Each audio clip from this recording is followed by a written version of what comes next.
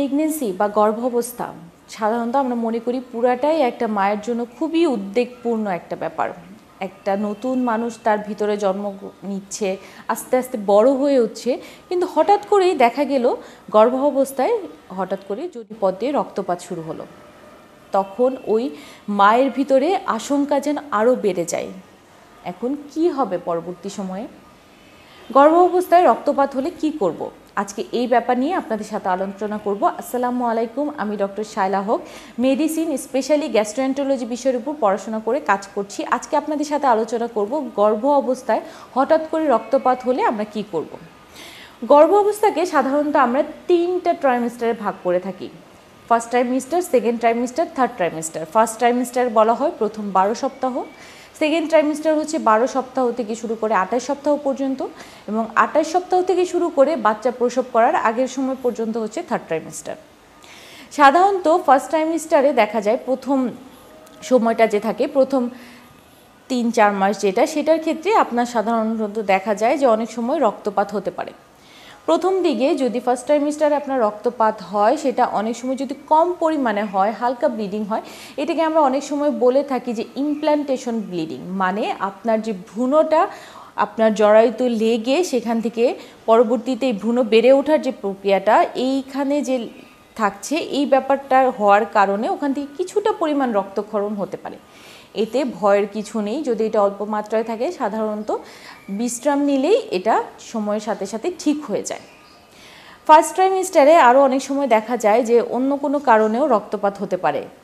যদি ectopic pregnancy হয়, অর্থাৎ আপনাদের মেয়েদের শরীরে সাধারণত জরায়ুতে ভ্রূণটা বেড়ে ওঠার কথা, ইমপ্ল্যান্ট হওয়ার কথা, কিন্তু যদি সেটা জরায়ুতে না হয়ে অন্য কোনো জায়গায় হয়, সেটা ওভারিতে হতে পারে, ফেলোপিয়ান টিউবে হতে পারে, ওভারি থেকে ফেলোপিয়ান টিউবে বের হয়ে আসার সময় যে কোনো একটা জায়গায় হতে পারে, সেটা অনেক সময় প্রেগনেন্সির মতোই সিমটম দিবে, কিন্তু আসলে সেটা জরায়ুতে গিয়ে ইমপ্ল্যান্টেশন হচ্ছে না। এই অবস্থাটা কিন্তু অনেক ভয়াবহ। তো এটার ক্ষেত্রেও অনেক সময় আপনার রক্তক্ষরণ হতে পারে। একটোপিক প্রেগনেন্সি পেশেন্টদেরকে যত দ্রুত সম্ভব ডায়াগনোসিস করে আপনার হসপিটালে নিয়ে যেতে হয়, কারণ এটা মায়ের জন্য খুবই ঝুঁকিপূর্ণ একটা অবস্থা। তৃতীয়ত হচ্ছে আপনার যদি যৌনাঙ্গে কোনো ইনফেকশন হয়, অনেক সময় ভ্যাজাইনাইটিস, ক্যান্ডিডিয়াসিস, ব্যাকটেরিয়াল ইনফেকশন দিয়ে আপনার অনেক সময় হালকা ধরনের রক্তপাতও হতে পারে। এগুলো আপনার সময় মতো চিকিৎসা নিলে সাধারণত ঠিক হয়ে যায়। তো ফার্স্ট ট্রাইমেস্টারে অনেক সময় দেখা যায় যদি হাজব্যান্ডের সাথে যৌন মিলনের ক্ষেত্রে অনেক সময় ব্লিডিং হতে পারে। এই জন্য আমরা ডাক্তাররা বলে থাকি যে ফার্স্ট ট্রাইমেস্টার প্রথম 3 মাস এবং শেষ 3 মাস হাজব্যান্ডের সাথে কোনো ধরনের যৌন মিলন করা যাবে না, কারণ এখান থেকে বাচ্চার ক্ষতি হতে পারে অথবা ব্লিডিংও হতে পারে, যেটা ঝুঁকিপূর্ণ অবস্থাতেও নিয়ে যেতে পারে। ফার্স্ট ট্রাইমেস্টারের পরে সেকেন্ড এবং থার্ড ট্রাইমেস্টারের ক্ষেত্রেও অনেক সময় ব্লিডিং হতে পারে, কিন্তু এগুলো সাধারণত ডিপেন্ড করে যে জরায়ুতে প্লাসেন্টার কিভাবে পজিশনের উপর আছে। যেমন হচ্ছে প্লাসেন্টা প্রিভিয়া, জরায়ুটা প্লাসেন্টা যদি জরায়ু থেকে অনেকটা নিচের দিকে থাকে, তাহলে অনেক সময় দেখা যায় যে ব্লিডিং শুরু হয়। প্লাসেন্টা এক্সেট্রাতেও ব্লিডিং হতে পারে।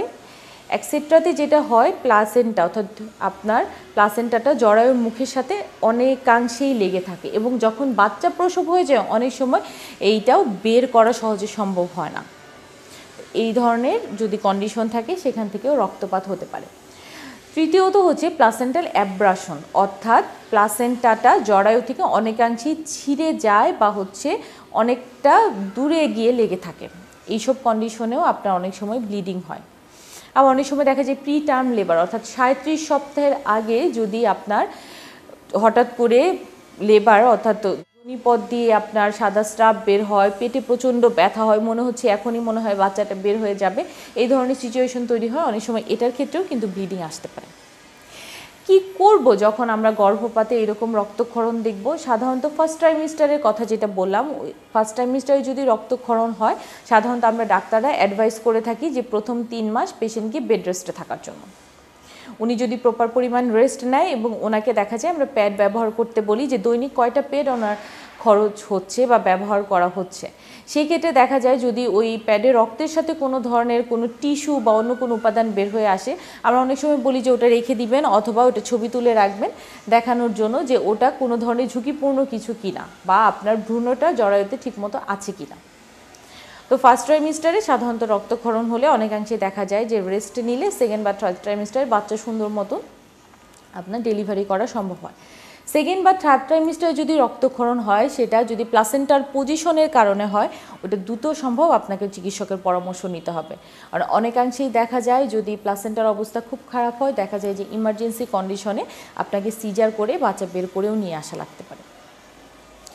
যেটাই হোক, গর্ভ অবস্থায় যে কোনো সময় যে কোনো সমস্যা হলে যত দ্রুত সম্ভব চিকিৎসকের পরামর্শ নিন, কারণ একটি বাচ্চা বা একটি মায়ের ক্ষেত্রে এটা অনেক গুরুত্বপূর্ণ একটা সময়, এবং একটু 19-20 বা একটু সমস্যা হওয়ার কারণে এটা আপনাদের জীবনের জন্য অনেক ঝুঁকি ডেকে নিয়ে আসতে পারে। সুতরাং কোনো অবস্থাতেই গর্ভ অবস্থার যে কোনো চিহ্ন আপনারা অবহেলা করবেন না। আজকে এই পর্যন্তই। সবাই সুস্থ থাকবেন, ভালো থাকবেন। আসসালামু আলাইকুম।